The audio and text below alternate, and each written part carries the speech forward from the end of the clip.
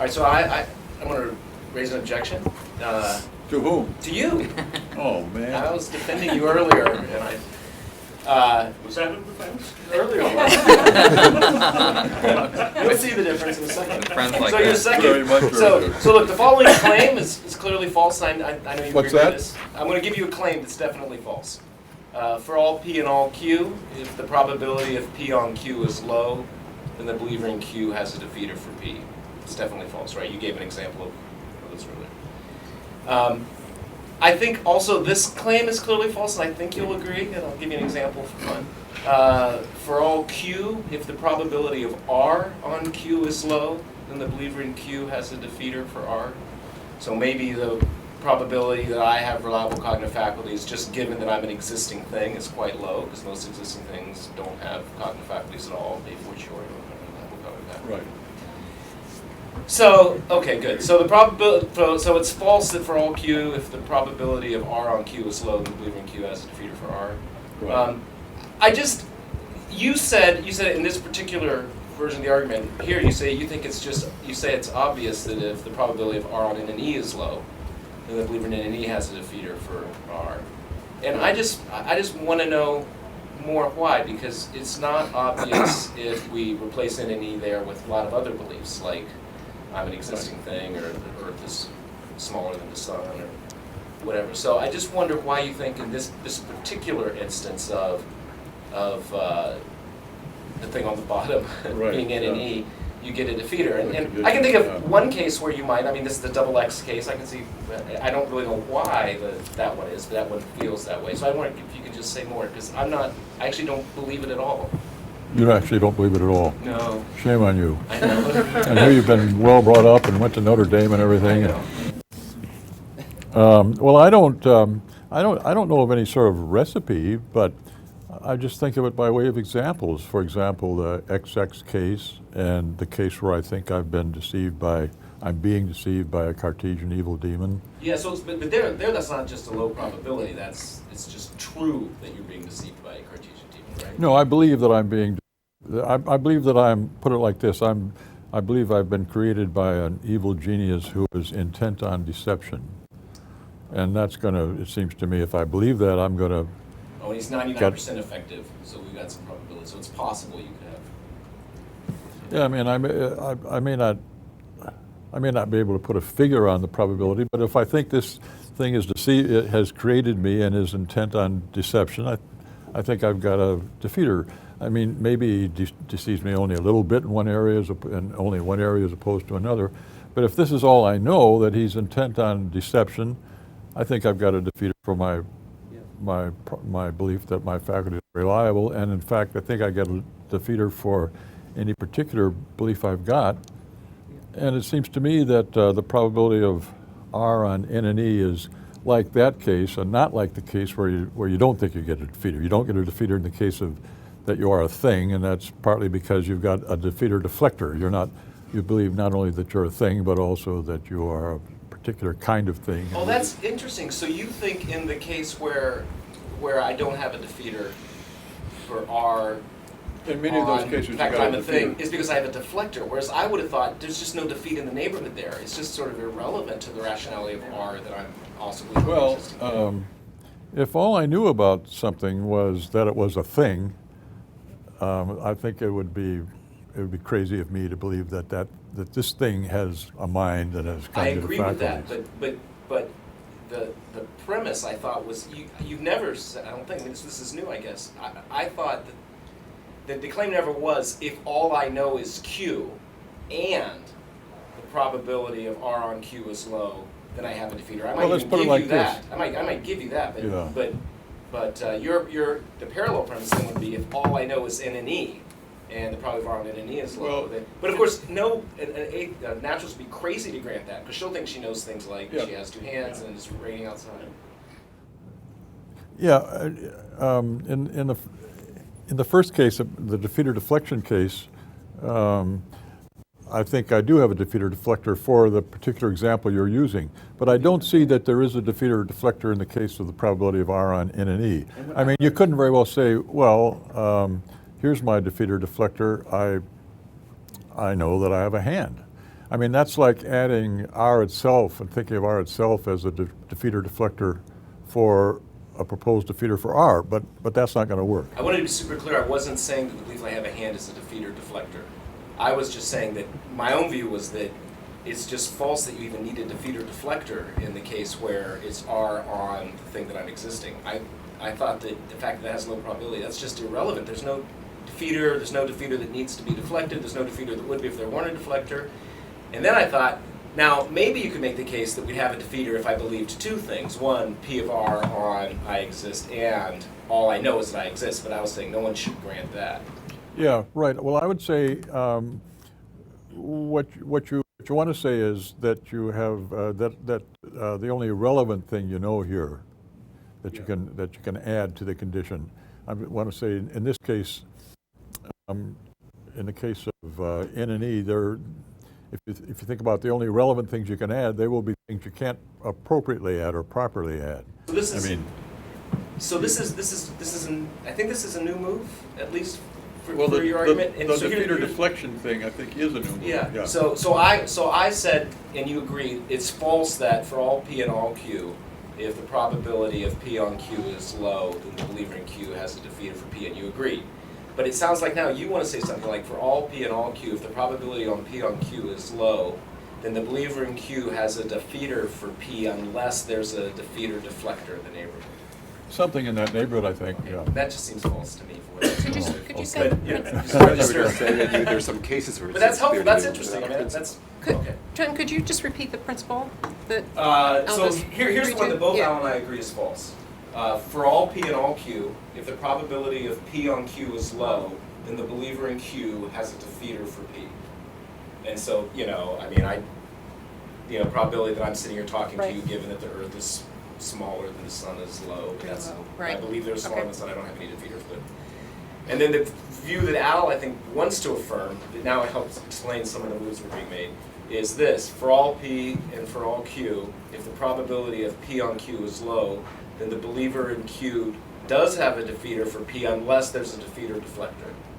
Yeah, I'm inclined to think that, or at least to explore it. Yeah. Yeah. Okay. Well, that's interesting. That actually helps me. Yeah.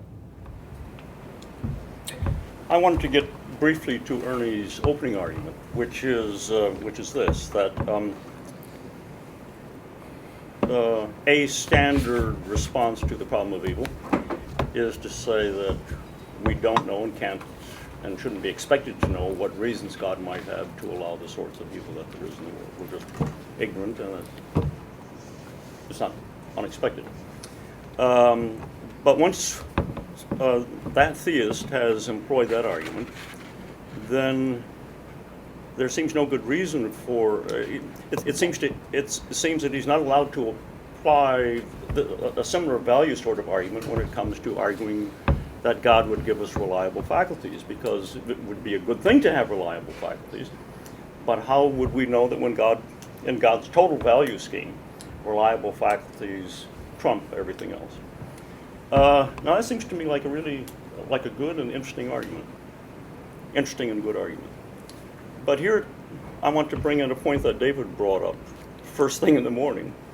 What kind of theism are we working with? If we're working with this absolutely minimalist theism, just God is good, God is very knowledgeable, and God is very powerful, that seems right. But suppose we allow less than minimal theism.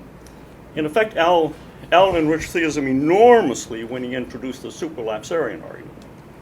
But suppose we expand it less enormously than that. Suppose we just add one thing that Al always typically added, that God has created God's human creatures in his image.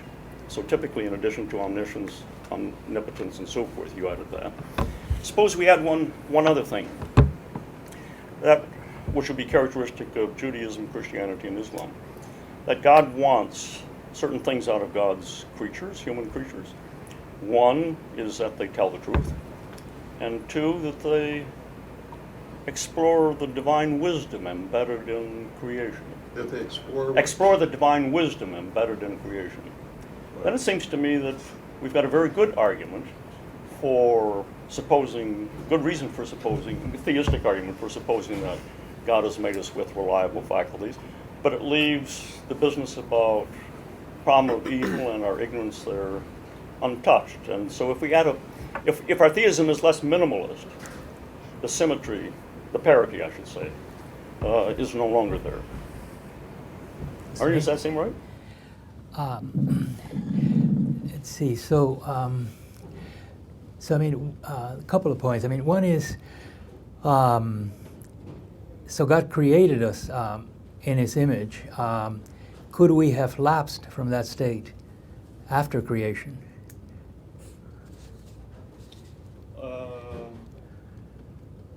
So your theology would include no.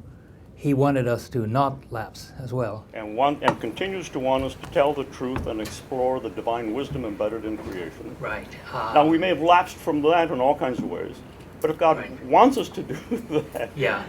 See, the thing is that the value idea would come back in, I suppose, especially if you allow what Al wanted to allow, that there could be factors that interfere with the operation of these properties, such as lack of attention or getting drunk or who knows what else. And so would God have prevented all those things from happening as well? And would He continue to prevent them, eternally? No, but He wouldn't have taken the radical step of saying, I'm gonna just make their faculties such that they produce generally false beliefs. No, that's right. He wouldn't have had that intention. What the outcome might be, though, still could be affected by all kinds of trumping values.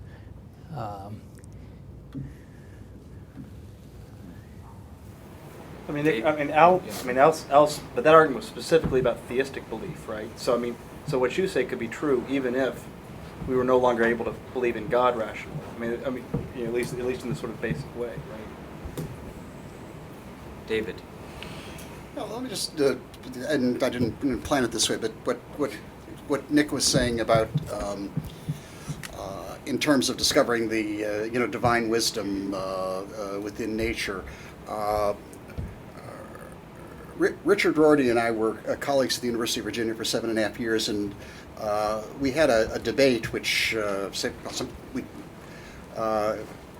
remember in the First Presbyterian Church of Charlottesville, Virginia, can the name of God be uttered in public? Can the name of God be uttered in public? And You and Richard had a debate on that? Tom? What? You and Richard had a debate on that question? Yes, Oh. had a debate on that question, yes. It was well attended. Okay, now, one of the, and we both actually wrote it up in different places. Okay. One point that I made there that I don't think that he really answered was, he said, well, if you say that, and this was his article, God is a conversation stopper, which came out of that debate.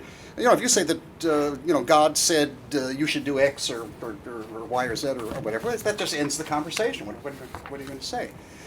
And what I made was a distinction, a medieval distinction in Jewish, Christian, Islamic philosophical theology, but I'll use the Jewish terms, the distinction between the will of God and the wisdom of God.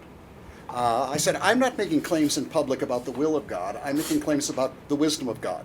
Now, the wisdom of God means that I'm saying that there's a certain rationality inherent in the world, and the fact that it's there means that I have good reasons to try to be rational, to kind of hook up with it. And we can agree on that. You don't have to accept my premise that rationality is the rationality of a supreme mind, but I think that attributing that rationality to a thinker, all the way up, gives it more of a coherence than you would say. You don't have to accept that. We can talk about a rationality inherent in the world. So I think that in that way, one can indicate that belief has greater heuristic value, but we can talk about rationality in the world of which we are a part without requiring that as a initial premise to the conversation. And that's where I think the theist, however one defines it, simply gives a more coherent, more satisfactory kind of explanation, but doesn't deduce from that the fact that there's rationality in the world. And then I think that enables, and at least from what I've understood, from your paper and in your earlier work, which I've read and profited from immensely, is that's precisely what, to a certain extent, some of the things that you seem to be saying is that not only is this not irrational to hold these beliefs, but these beliefs actually give you a certain heuristic angle that makes the process of acting and thinking rationally in this world rational.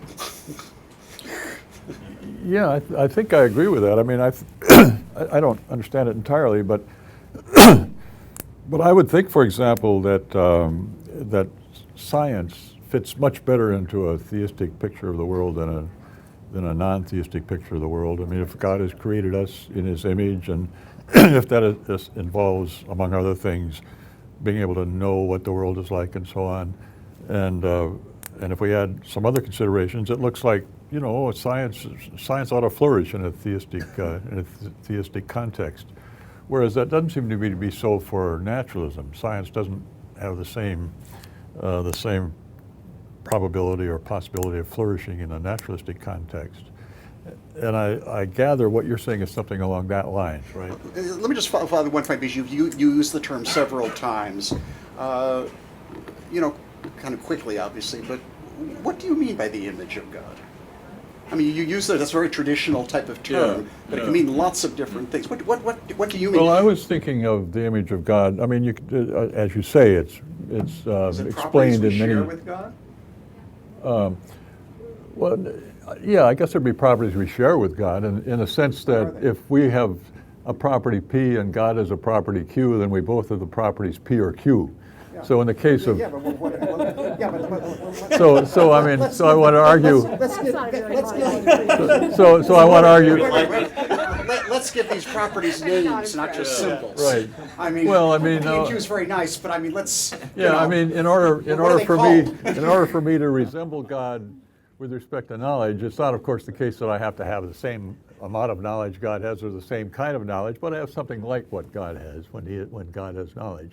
And He also has that, so He and I, in that respect, share the same property. There is a property there that we share, even though there's another property expressed by the term knowledge that He has that I don't have, right? So I'm thinking of knowledge as one part of the image of God. Another part of the image of God would be the ability to be in some kind of relationship with God, some kind of personal relationship or quasi-personal relationship with God. That's very different than saying we share properties. I mean, I would agree to that that's what the image of God is, but that's very, very different than saying that to make it a relational rather than a possessional kind of thing is very, very different. Well, I guess I'm inclined to think that relational properties can be reduced in some way to shared properties. But I mean, that's not essential. When I say that we're created in God's image, I mean that we resemble God with respect to being able to see what's right and wrong. That's the third part. Be able to see something at least of what's right and wrong, can know things about ourselves and about God Himself, and can enter into some kind of relationship with God. That's what I was thinking of as the image of God. Of course, there are lots of other ways to think about it too. People ask whether the image of God was lost in the fall, and the term is used very variously, but that's how I was thinking of it. And I was thinking of it. I was thinking of that as a fairly common, classical way, a la Aquinas, let's say, of thinking of the divine image in human beings. I want us to shift gears. Actually, David, you're mentioning your conversation with Richard Rorty about the appropriate public place of God or religion is an excellent way to transition to the final part of our discussion today. That's your cue? Yeah, that's your thing. And you'll recall the Religious Freedom Project has sponsored this discussion. And as I mentioned at the beginning, our interest in having this conversation was to have a conversation about the relationship between religion and human experience, and what what that relationship in turn has by way of implications, consequences for our understanding of religious freedom. And to begin our conversation, I want to quote from a paper that was presented at one of our earlier seminars that's part of this series, a paper by Christian Smith, a sociologist. And after presenting a case that religion is in some sense natural to human beings, he says the following: to oppose human religion through coercion instead of reasoned persuasion is to infringe upon powers, orientations, interests, and tendencies that are inherent to human being and sometimes central to people's human existence. To refuse religious freedom is therefore to deny human persons the ability to actualize their natural religious potentials by acting upon their natural powers and tendencies to engage religion as an expression of their bodily grounded capacities and epistemic, existential, moral, problem-solving human condition. And then he reasons counterfactually and says, if religion were not an innate part of human nature, as I've described it, but rather only inessential or accidental, something like a preference for truancy from school, say, or wishing to ride motorcycles without helmets, then the government suppression or eradication of religion might be possible through the use of prudent, acceptable public policies, an intelligent choice architecture intending to gently but firmly nudge all people away from any religion or into one religion through a kind of libertarian paternalism might be effective. But if religion is indeed a part of human nature, as I've argued, then state efforts to restrict religious freedom must work, quote, against the grain of reality, and so inevitably will have to resort to extreme measures to do so. The history of the 20th century provides us with many lamentable empirical demonstrations of that. In a sense, it seems to me the discussion we've been having today very much, of course, relates to the relationship between religion and our epistemic capacities. And so I want to have a conversation. Obviously, we have very different positions represented in this room about how religion, theistic claims are related to our epistemic capacities, rationality. But I'd like us to assess what implications the discussion we've had has for how we understand religious freedom. At the beginning of our conversation, I referenced the Founding Fathers, who tended to assume that it was possible for human beings to have some kind of access to knowledge about religion as the duty we owe to our Creator. Madison talks about this duty being precedent in order of time and in degree of obligation to our civil obligations. And they also thought that religion was in some sense integral to individual and societal flourishing. But what happens when we perhaps start to question some of those things? Does that affect the way we conceive of religious freedom in terms of what it is and how important it should be? Michael? Yeah, okay, so the claim was that some sort of religious tendencies and so on are part of human nature, right? There's certain facts, I think, that raised questions about that, right?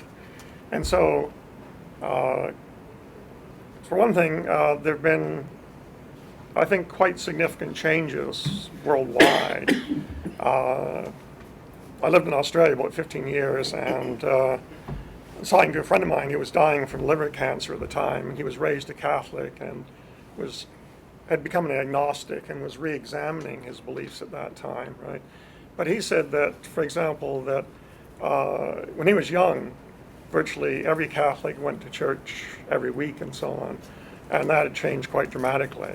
If you look at Europe, I looked at a poll that was done in 2005, and the result of that poll was that in slightly more than 50% of European countries, less than 50% of the people believed in a personal deity. Now, they believed in other things that I would think are slightly crazy, New Age type stuff, okay, right? But belief in, so to speak, a personal deity had declined quite enormously. Secondly, surveys have been done of so-called great scientists. Starting with, I think, a psychologist named James, I don't know if it's Leiba or Luba, I don't know what the pronunciation is. He did a book on psychology of religious mysticism, which some of you may or may not be familiar with. But he did an initial survey, and then the survey was repeated a couple times and then was repeated in the 1990s. And there's an article with a somewhat misleading title that I've forgotten. But anyhow, it turns out that the decline of belief in a personal deity has gone on over that stretch of time. And when the survey was done in around 1996, I think, it turned out that only 7% of the scientists polled believed in a personal deity. More recently, there was a Phil Papers survey on the opinions of philosophers. Turned up interesting things. Turned out that 11% of philosophers are either skeptics or idealists, which is interesting. But I think in the case of the question, I mean, I don't know if the questions were formulated as well as they might have been, but the question like, do you accept or are you inclined to, right? And I think that in the case of the philosophers who were polled, the percentage who were accepted theism or were inclined to was around 15%, whereas those who accepted or were inclined to accept atheism was slightly above 70%, right? And so the question is what one makes of that sort of thing, right? And there have been other studies. There was a book by Block and Stark, which I used to use a long time ago when I taught philosophy of religion, called Religion, Society, and Tension. And it showed that they had referred to studies which showed that church attendance and so on and religious belief tend to decline with exposure to scientific perspectives, etc., right? So I think there are some things that are relevant to thinking about whether or not a religion is part of human nature. And there's competing hypothesis that, go back a long time and you want to explain things. Well, you understand human action, you see people doing things, having desires and so forth and so on, right? You see events in nature that you don't understand. Natural thing, well, gee, there must be something pushing the sun across the sky and so on, right? And so, I mean, the idea of projecting explanations in terms of actions onto the world and so on was a pretty natural sort of thing, right? It didn't take a monotheistic form, it took a polytheistic form and so on, generally speaking. So I guess, I think there are reasons for wondering about this part of human nature claim. Yeah, Louise. Well, I just want to record that I'm officially skeptical that anything interesting follows from any claim that anything is part of human nature. I think there are at least 5 or 6 different conceptions of human nature. On some of them, it might be defensible to say that religious belief is part of human nature, but it's going to be a conception of human nature that has no normative import. The only kind of human nature that you're going to get to have normative import is a normative conception of human nature, and then you might as well just go right to the norms, not bother with the nature. And since Richard Rorty's name has already been invoked here, Richard Rorty was the person who convinced me of this. I used to believe that that progressive politics needed an Aristotelian conception of human flourishing in order to make certain kinds of distinctions between harms and mere inconveniences and stuff like that, and I'm convinced against it. Michael Tooley also had a role to play in this conversion of mine, but I don't think it mattered because I think there's a totally obvious sufficient condition for religious freedom, and that is that people should have freedom of conscience. No government institution should be telling people what to believe, and there are a lot of different reasons for that. There are a million reasons about needing the marketplace of ideas. There are facts about how important it is to people to be able to find, to work their own way through problems. I grok that religious belief is extremely important to people, and I respect that. I see no reason. Now, if people's religious beliefs cause them to do things that hurt other people, to abuse their children, or to boil people in oil or whatever, then they must be prevented from boiling people in oil and abusing their children, but that doesn't touch their belief. So I don't see what the big deal is about trying to locate religion in human nature. It seems to me it's neither necessary nor sufficient for a really robust defense of religious freedom that it have any particular necessity of any kind. Well, I guess the claim has been, for example, John Finnis and new natural law theorists argue that religious freedom has a special status because religion has a special status. It's a distinctive feature of human flourishing, and Otherwise, why would there be any need to have religious freedom as opposed to general liberty of conscience? No, I think that's something like the point I was going to make. So, I mean, you're right about sort of thinking about different ways of conceiving nature, and the specific way that Christian Smith appeals to it here likely has no particular interest in sort of, but it's sort of thinking about. I'm not convinced by the point. There's no important distinction between what's good by nature and Well, I what's didn't good give you by the or arguments. something like that. Right? So, Just advertise no, I the mean, conclusion. I'm thinking about the arguments out there. I'm not particularly by those arguments that are out there. But I do think. I mean, so there's this idea that you expressed that everything that we want to realize with respect to freedom of religion, religious freedom, can be handled just by sort of folding it under freedom of conscience, right? And so I think there is something to that, right? So if we have this sort of general idea that, look, here's if you have this, I don't know if this is your view, but if you have this idea that what we're concerned to protect are things that are genuine human goods, and one genuine human good is acting in accordance with your own best lights, right? So Okay. we want to protect that, right? Even so, in one way of acting by your own best lights, if you're religious, is to go in accordance with your. If you're non-religious, whatever, right? So look, but one claim, so one thing that sort of that remains on the table is there something distinctively important, right, about looking after people's or carving out some space or whatever for people to look after particular religious interests, right? So it may be that there's some distinctive good that's involved, not just with. So put it this way, right? I mean, sometimes I propose to my students when I'm talking about this. I mean, so I ask them whether they think there's some good about acting in accordance with your own best lights, and they all agree to this, right? And I say, put to the side for the moment what your religious beliefs are, and say, look, does there seem to be something, if there were a being such as God, wouldn't there be something important about, getting your life in line, right, with what that being's will is, right? With having a relationship. If you think that, having friends, human, imperfect friends is a good, right? Wouldn't it be all that much finer, right, to be friends with a being that's perfectly good, perfectly knowledgeable, knows you more intimately than anything? No, hold on, don't. So and they say, well, yeah, that would be great, right? So the idea, so if we recognize this as a general, kind of good were it available to us, right? Just like even if you're a skeptic of some kind, you might say knowledge of this sort would be good if we could have it, but just it's not there to be had, right? You might say that religion, getting right with God or whatever, is a distinctive form of good to be pursued if it's genuinely there to be had. Now, this is part of the point. If we happen to be, if we happen to stop for a second. No. I haven't finished the point. I mean, if the idea is that we're happy to be living in a society where there's great division, right, about sort of whether or not this good is genuinely possible, right? Then we might say, look, I mean, given the, here's a perfectly reasonable way to reason, right? There's a risk involved, right, in not taking into account, right, the distinctive good of religion as a human good. Are we talking about societies or individual people? Because I'm talking about. Wait a minute.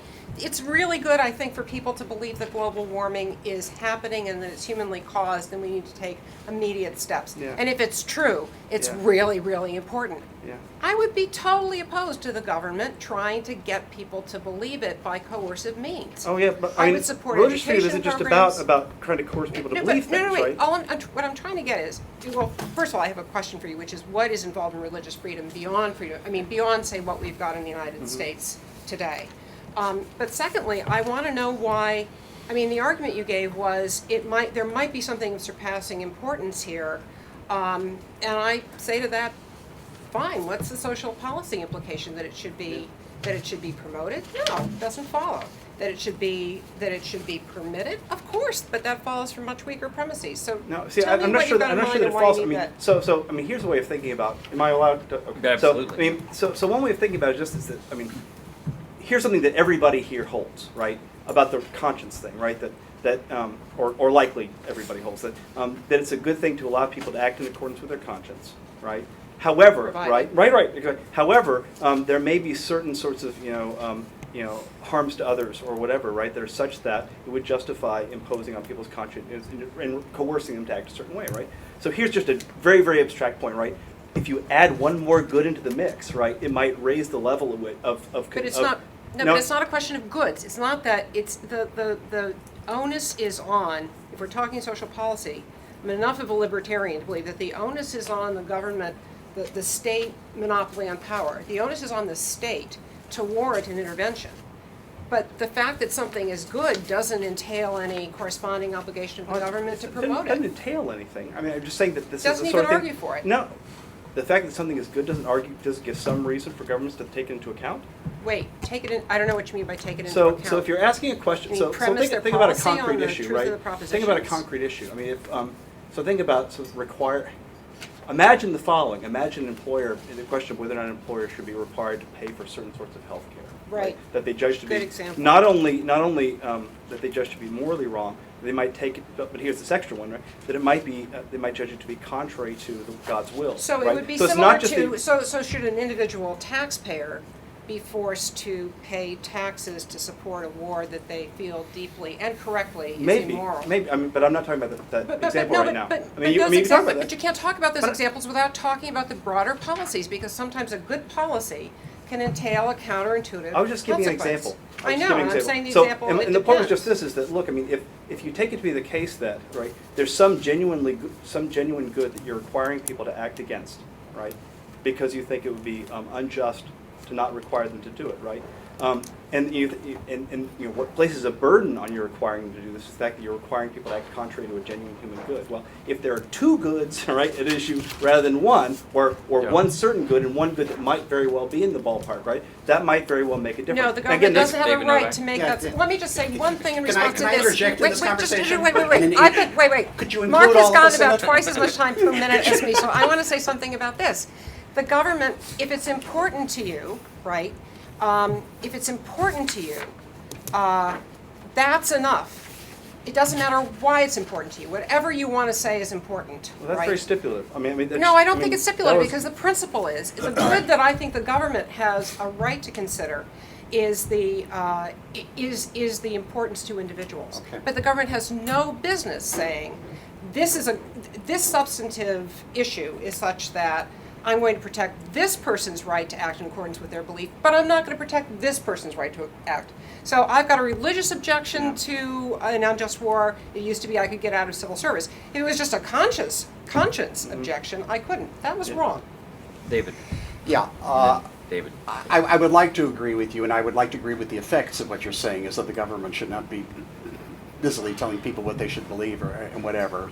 But basically, I think that religious liberty is clearly different. We had a whole session here between Michael McConnell and Noah Feldman on that. A question of freedom of conscience. Freedom of conscience is Spinoza's talking about libertatis philosophandi. In other words, basically, I can have a philosophical type of view, and the state has no right to tell me how I should be thinking, as long as I'm not disturbing other people.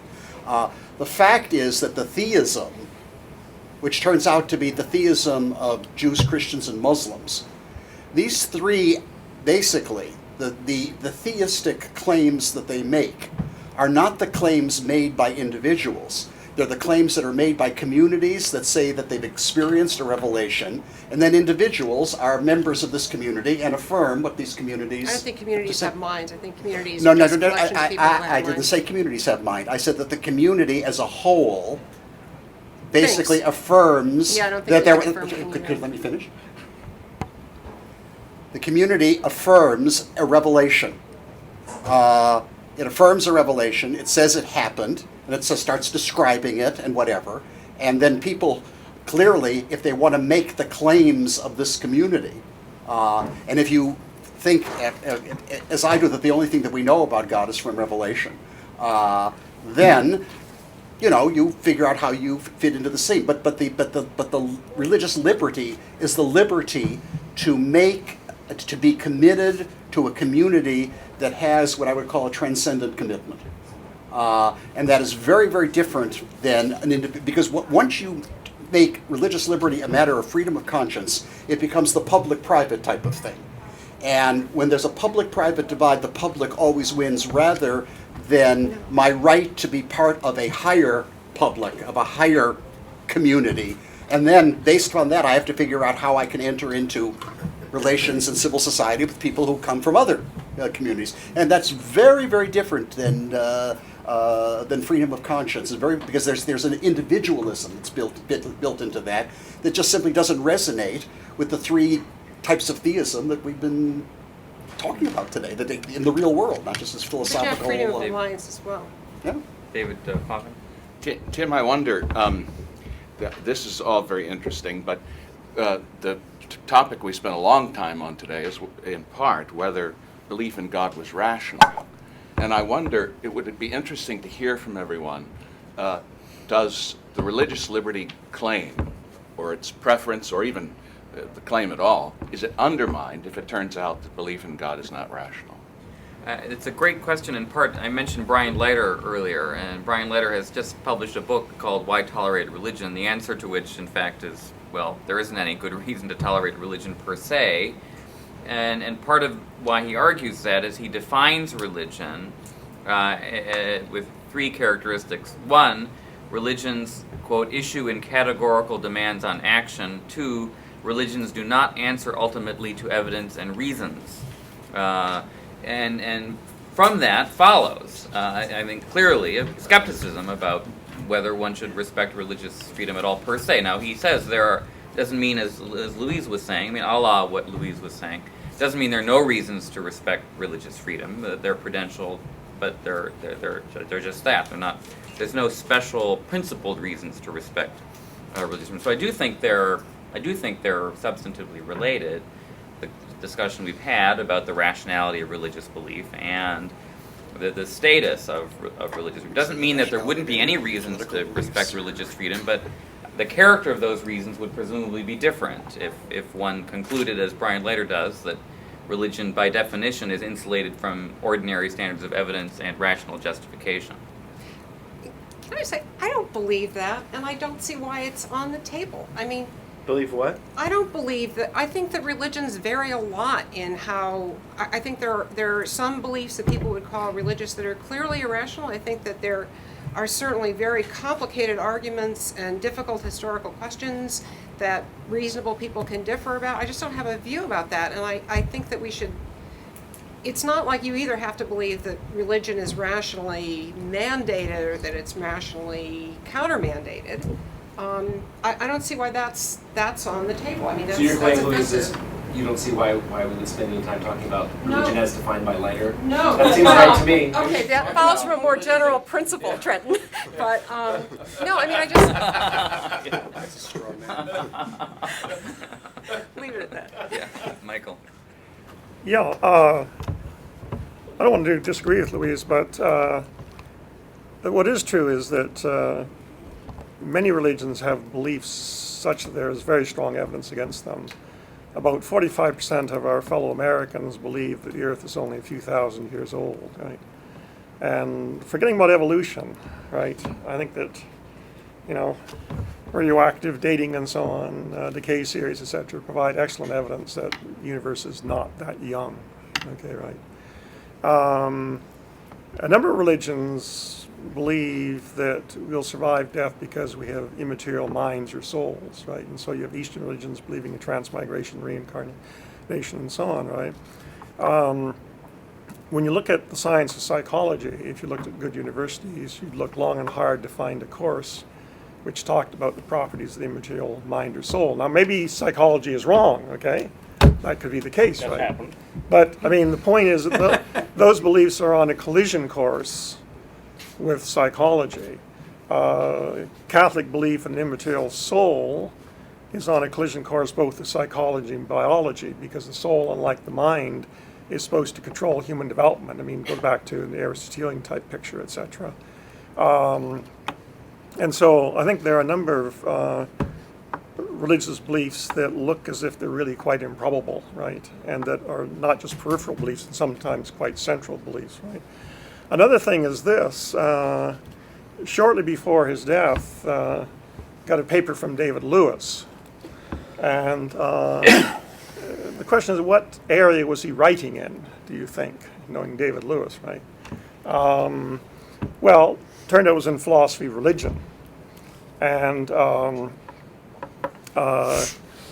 what he was suggesting was that some of us have been not focusing on quite the right thing when we're dealing with the problem of evil. Michael, that essay is in my book. Okay, sorry. Okay, I haven't seen you, but I must get it. I'm sorry. Yeah. Anyhow, so I mean, what he focused on was belief in hell, essentially, right? And now, I don't know to what extent the texts are right, but there are texts which suggest that most of us are not going to wind up in the best place, right? Many are called, but few are chosen, and so on. Broad is the way, and so et cetera, right? And so he contended that he was raising the question, how one should view people who have these sorts of beliefs, right? So, I mean, there was reference earlier to how good it would be to be in a relationship with God, who's, much better than other sorts of personal relationships, right? But some of those gods, so to speak, think of Christianity, Islam, and so on, are thought to be creators of a place of eternal punishment and so on, right? And so the question is how one views that in the list of goods, etc., right? And so I think that there are morally problematic views associated with many religions, and I think there are some central beliefs that are improbable. I mean, we talked about the rationality, and it was a very interesting discussion, and enjoyed thinking about Al's argument, etc. But then there are arguments from evil. There are also arguments of a sort that he didn't mention, where what you try to show by logical means is not that some belief is necessarily false, but that it's improbable, right? And so there's an argument which suggests that an a priori argument that the existence of an omniscient, perfectly good being is improbable, and so on.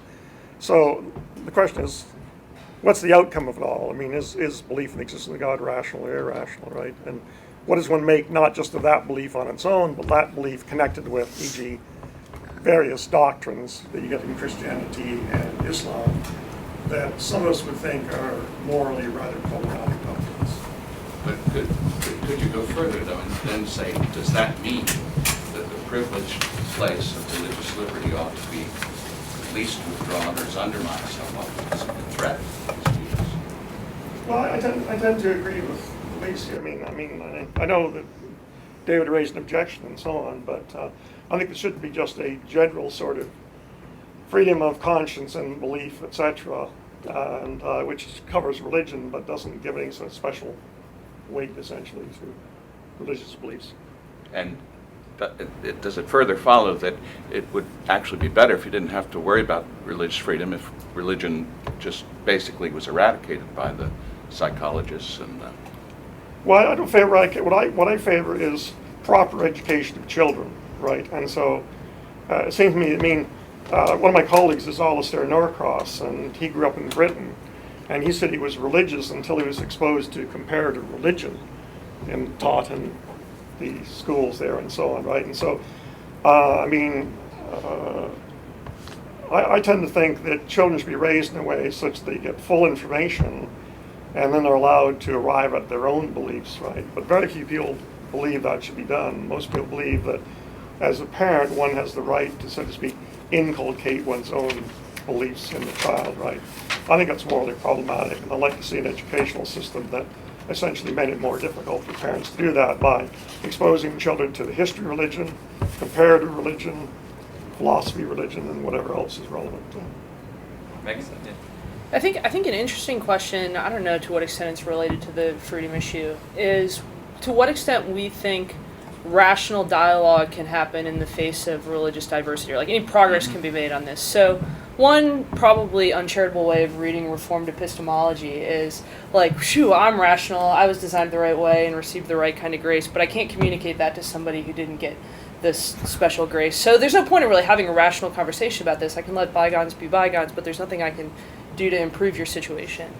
A way of reading this kind of viewing freedom of religion as freedom of conscience is like, there are those psychos over there, those young flat earth people, and they have these really weird beliefs. We're not quite sure how they came about.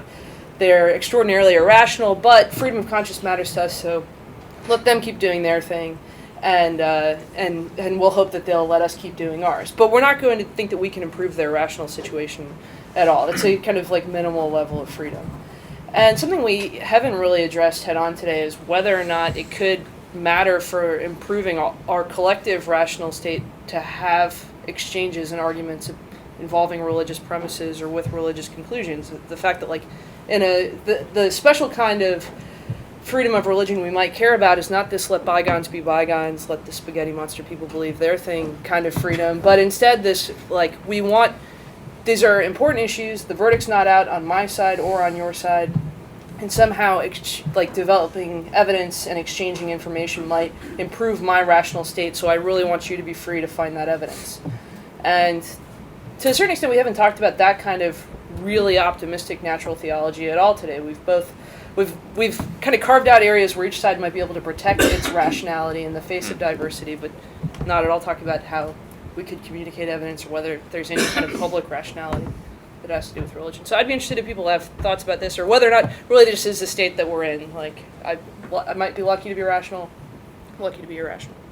Thank you, Megan. Nick, and then Richard. I see in a general way why you people on the Religious Liberty Project have connected rationality and religion. But in another way, it strikes me as both dangerous and irrelevant. What does Leiter propose? A rationality test for U.S. citizenship, or for voting, or for tenure at the University of Michigan, or what? And what will this rationality? Do we have any confidence that more religious people will fail this rationality test than non-religious people? If Leiter designs a test, we do. Yes, yeah, right. So there's an air of irrational irreality about it. No, we don't have this as one of our voting tests or citizenship tests. Are you rational?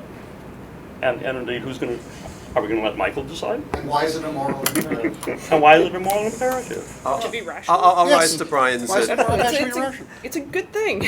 Why? Not necessarily. I'll rise to Brian's defense, not having Why is read it the good? book and not having any idea what its actual content is. But just to remind of something Philosophy, that that's came good. up in Michael's comments, which is that, so I take it there's no disagreement at the table about freedom of religion. To this extent, everyone thinks that there should be that much freedom of religion that would be allowed under general freedom of conscience. And then there's this question of whether there should be carved out. And there might be, It's a Finnis argument. within non-ideal theory, there might be reasons why our country couldn't have been formulated, or or going forward with revisions how it ought to be, such that the various parties that, as a matter of fact, are parties to the country would be willing to sign on unless there was something carved out with special language. That all may be as it may be. But I guess this more specific question that gets raised by the summary of Leiter's thing, not worrying about his actual claims, or well, if in fact there are some views that are rational, what should be taught in schools? So there are public policy implications. It doesn't matter whether it's a religious belief or a non-religious belief, they still arise even with freedom of conscience, these hard cases, and they're not just at the periphery. And Michael made made some specific suggestions, or maybe specific gestures, if that's not an oxymoron, towards what kinds of things should be allowed to be taught or not. And there are people who want to withdraw their kids from the school system because of what gets taught or not. And so then it seems the argument that Brian's trying to make is directly on point with respect to those questions. But the problem with, I mean, But I don't know what those are. Yeah, But Michael didn't argue that religious people have some peculiar monopoly on irrationality. He didn't go on to argue. That's right. So you may believe that. I don't know about that. I mean, No, I mean, but but the issue arises for for conceptions of the good more generally, and these conceptions of the good are not independent of people's conceptions of the world as a whole. Well, look, One subcase is the religious case, and there are specific policy implications. And one example of where they come up is with religious views. And I take it that's what Brian's trying to make a case about, whether he succeeds or not. So, I mean, sorry, but yeah, sure. One thing that comes out of suppose Al was right about the claim that religious belief is rational by and large. Most people would know if it's true. Then the question about what beliefs are rational is not independent about the question of whether God really exists and is revealing himself to us. Yeah. And so sort of disagreement about religion in your views on it is also going to be mirrored by disagreement about what's rational. Yeah. So it's not That we could gets say, to Linda's point. so that's the, Yeah. I mean, it's unclear, the way you described things, I found, terrifying. I mean, maybe here's here's an interesting parallel. I mean, imagine somebody who's a moral nihilist, and they go, I don't think parents should be allowed to indoctrinate their children to believe that women should be treated equally as men. In fact, we ought to give them comparative classes on the treatment of women through the ages, and hopefully, they'll see that there's, something kind of very parochial about their view that their sisters should be allowed to be educated because, all over the world through time they haven't, and these are just the sociological facts. Now, it's not just the sociological facts, right? There's an assumption here that there's nothing deeper than these practices, and And and I picked that one because I think you would agree with me that would be a terrible thing to do, right? I mentioned comparative religion in my. Yeah, no, I know, but what I'm saying is, of course you did. You said I don't want to do morality, but I want to do it with religion, and I want to say that's because you think the religion is fun, because you believe in morality. Do you think those things should not be taught in school? I think that if you said, here's how we're going to handle how we communicate and raise our children when it comes to the morality of whether women are treated equally with men, the main thing we do is let them know that throughout time and space they haven't been. That would be really bad. Because I think it's false that women should be treated the same. And my other question is the religion like that or not? And I think, look, it just depends on, I think, whether it's true or not. So this just shows just how deep the disagreement goes. But look, I think that I think if you want to give your kids all the information I just want to get you need to tell them not only the history of religion, but that God loves it. I think that's part of the Richard. information. Yeah, So you disagree. We've got Richard. Yeah, we need to wrap up very quickly. But Richard has been patient. I want Richard to jump in. Well, I was just going to suggest seriously. that Seriously. so one obvious approach is to treat religious belief just the way we treat philosophical belief. I mean, I don't think we should only teach philosophical views that are rational. I think we should read Paul Churchland in classes. Wildly irrational. I'm just almost crazy, a view like that. But it's interesting, and I think Mill's right. We should expose ourselves to all sorts of different views. I think we should have these arguments that we have today. I think they're extremely important. But as everybody points out, as everybody also agrees, push comes to shove when we move from freedom of thought and freedom of discussion to actions, to money. I mean, should churches get tax-exempt status? Should they not have to pay real estate tax? I don't know. That's a complicated issue. But now everybody's got a dog in that hunt, right? Just as if when I argue for philosophical freedom, it hardly follows that we should pay extraordinary amounts of tax dollars towards the creation of larger and larger philosophy departments. I think there should be more than there are, probably. People can argue about that.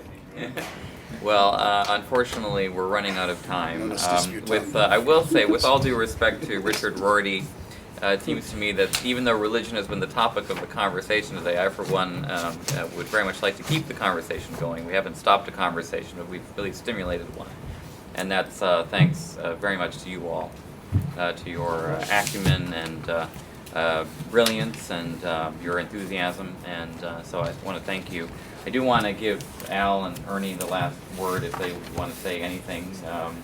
And then we'll close. Al, do you have any final words of divine wisdom or otherwise? I pretty well said everything I know and a lot more. So I will just, with respect to Michael's comment about scientists in this survey, the survey I saw said that in 1915, some 40% of scientists believed in God, believed there's a God who responded to prayer and the like.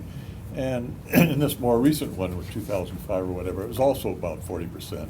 It also did say, as you said, that for elite scientists, the percentage now was much lower as to what. That's right. Sure, that was an error that you considerably top scientist. Yeah. Right. So yeah.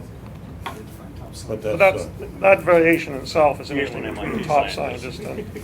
scientist. No, just to thank Tim and the project, and it was great.